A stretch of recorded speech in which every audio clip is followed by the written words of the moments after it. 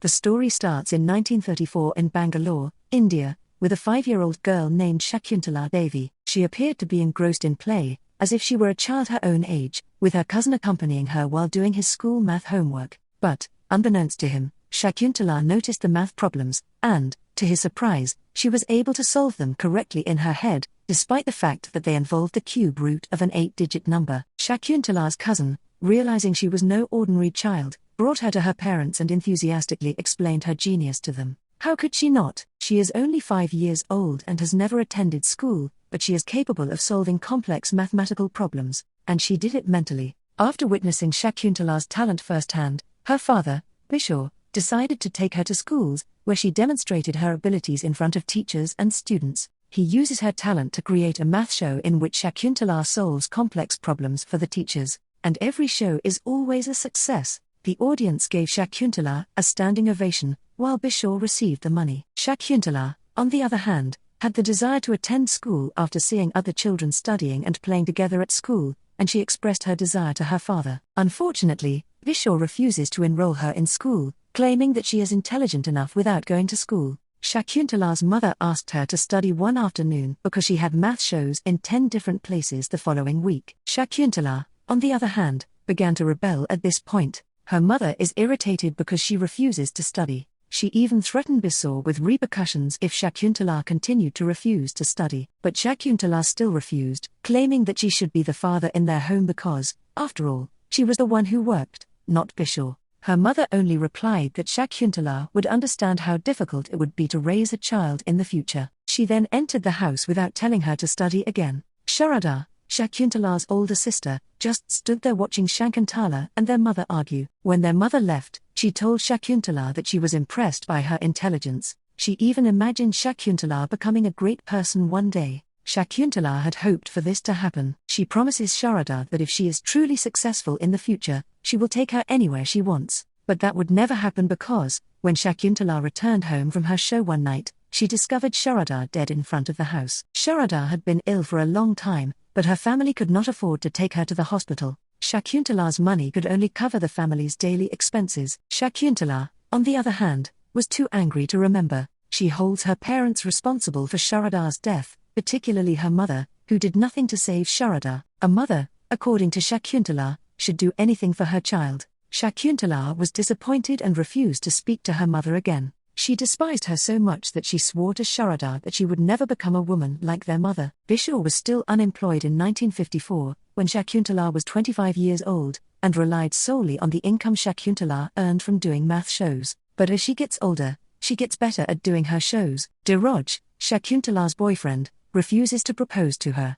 He was always making excuses to avoid proposing to her, and she never questioned his reasoning. Shakuntala discovers Diroj's wedding invitation to another woman one night. He has a future wife, and he has only pretended to love Shakuntala all this time. When she found out, she was furious, so she shot him with an air gun. Therefore, Shakuntala went to London at the age of 26 to forget about Diroj and later lived in a guest house. She still offered to do math shows for some important people because she needed money to pay her rent and other daily expenses. However, she is having difficulty finding people who want to use her services. Shakuntala eventually found the right venue for her show, the Royal Mathematical Society in London. As a result, she solved complex problems in front of the intellectuals in attendance.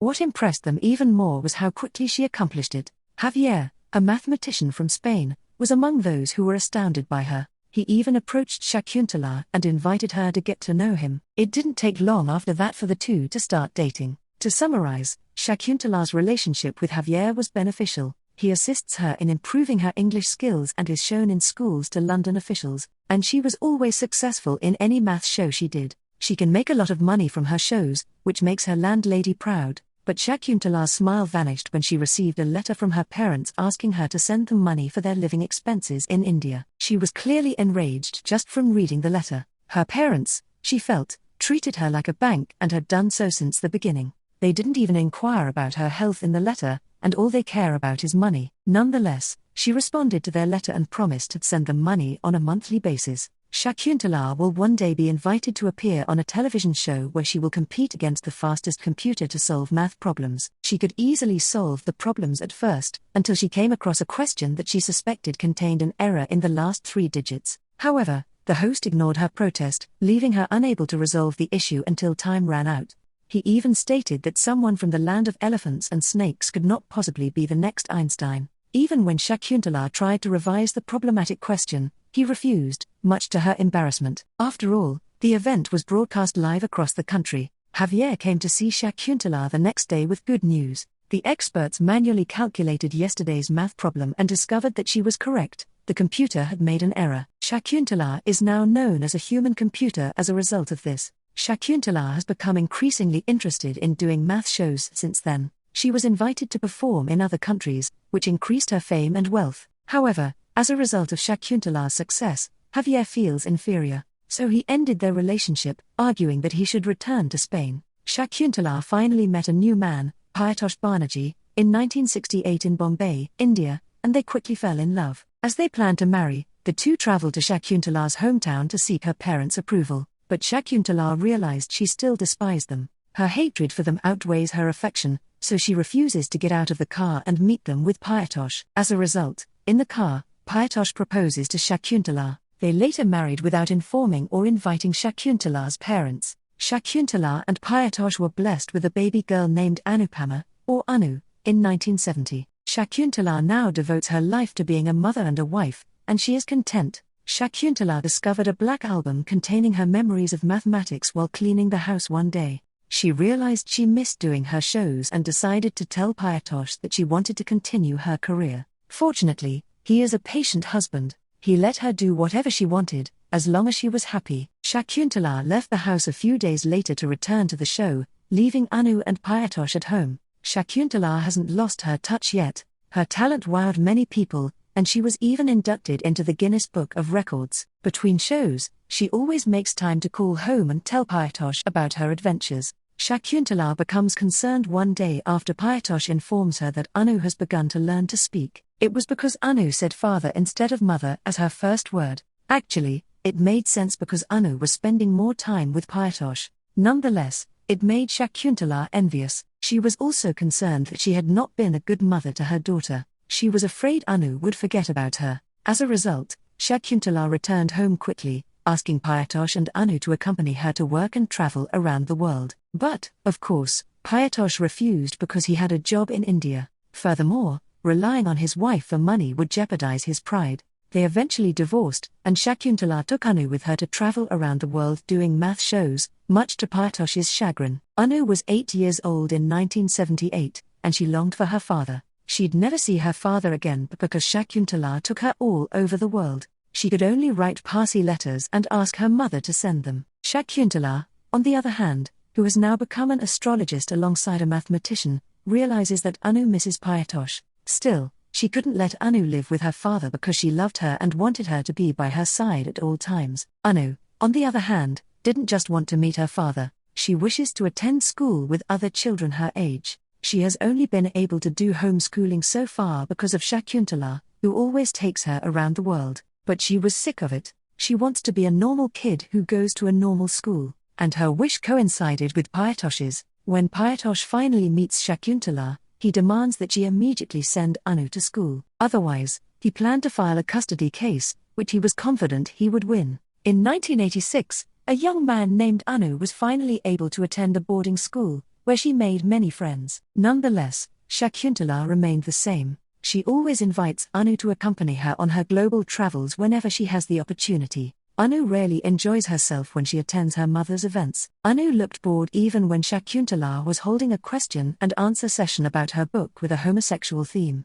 Her boredom quickly turns to rage when her mother accuses Payatosh of being gay. Anu had reached the end of her patience at this point. She slammed Shakuntala not only because her mother slandered her father but also because she built her career at Anu's expense. Anu was sick of moving from hotel to hotel because her mother insisted on accompanying her. She never felt she had a place to call home, and she certainly never felt she had a mother. So, if Shakuntala had no intention of being a normal mother, Anu threatened her with fleeing to live with her father. Shakuntala responds by telling her that Payatosh does not want Anu to live with him. She did, however, promise to take some time off and live with her in London. Shakuntala surprised Anu with a house in the heart of London in 1987, much to her delight. She promised to spend time with Anu once a week. and Anu is free to invite Payatosh to her new home whenever she pleases. Shakuntala didn't make empty promises. She now spends more time with Anu, doing things like cycling and cooking together, allowing her daughter to enjoy life more than ever before.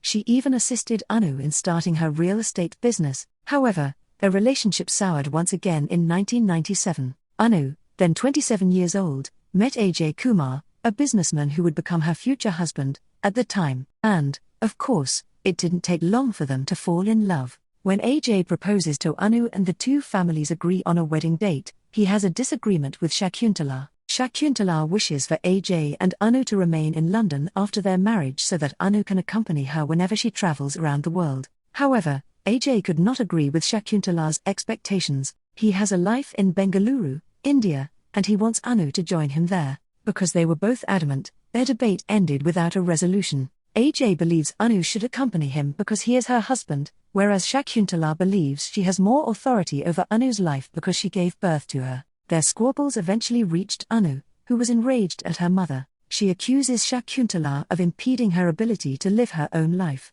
Even if Shakuntala gave birth to Anu, she should not feel she has the right to control her life, especially now that Anu is an adult. Shakuntala was furious at Anu's words and almost slapped her daughter, making Anu even more disappointed in her. Finally, Anu decides to marry Ajay without Shakuntala's permission. Not wanting Anu to leave her, Shakuntala finally took the last resort. She threatened to close Anu's property business in London and freeze all of her savings. Instead of succumbing to her threat, Anu retaliated by claiming that Shakuntala had separated her from her father. Anu would not allow her mother to separate her from her husband, so be it if Shakuntala wants to destroy her company. In India, she can start her business from scratch. Anu married Ajay a few days later, and the couple moved to India. But her hatred for Shakuntala remains. Anu became enraged when someone mentioned Shakuntala in front of her. Not only that, but she also plans to avoid having children in order to avoid repeating Shakuntala's mistakes. But fate had other plans. Anu eventually became pregnant. Fortunately, she eventually came to terms with it. She even realized that having children brought her joy. All she had to do was try not to be like Shakuntala's mother. Shakuntala, on the other hand, was unable to concentrate following her altercation with her daughter. She even made a mistake during a live television broadcast on one occasion. It made her realize she needed to go to her parents' house and apologize. But, when Shakuntala arrived, she discovered that her parents had died, and the house she had lived in as a child was nearly empty. There are news clippings about her success as a mathematician among the remaining items, indicating that her parents have followed her progress since her departure from home. Shakuntala sobs when she realizes she has wronged her parents. Meanwhile, Anu has given birth to her child, Amrita, and is running her property business successfully. Anu runs into some old school friends one day, and their conversation somehow leads to affection between mothers and children. The conversation reminded her of Amrita, whom she had left at home. As a result, she hurried back to the house to accompany her daughter. Later that night, Anu and Ajay have a serious discussion about Shakuntala. She claims to have forgiven her mother and even expresses regret for ignoring her calls for the past few years. She intends to call Shakuntala soon to tell her about Amrita. Her desire to reconcile with Shakuntala is dashed when Ajay informs her that Shakuntala has sold all of Anu's property holdings. As if that wasn't enough, she didn't even give Anu a penny of the profit sharing. Instead, she transferred the payment of the capital gains tax to Anu, putting her family in debt. Anu and Ajay would never allow Shakuntala to do this to them, so they decided to travel to London and file a lawsuit against Shakuntala. After all, Ajay was confident that they would win their case, but when Anu and Ajay arrived in London, they discovered it was all a Shakuntala ruse. She was forced to do all of this because she wished to meet Anu, who refused to travel to London to see her. She will even give Anu all of the profits from the sale of her properties and will not mind if Anu sues her. Shakuntala does not want Anu to be like her, who has spent her entire life hating her parents. She wants Anu to truly forgive her for everything she has done to her. Anu was taken aback when she heard all of this. She needed time to think about everything, so she asked everyone to leave her alone. While alone, Anu discovered the black album she had always despised. When she opened it, she discovered that it only contained photos of Anu and Shakuntala from their time traveling around the world. She then calls Ajay and tells him excitedly about the photos. Shakuntala, on the other hand, noticed Anu's enthusiasm. Anu finally forgave her mother and apologized to Shakuntala for ignoring her for the past few years. At this point, finally, The mother and daughter hugged, relishing their reunion after so many years apart. At the end of the film, Anu, Ajay, and Amrita are seen attending Shakuntala's performance, whose math skills have improved again since she made peace with her daughter. She has even named the world's first human computer, making Anu proud to have such a mother.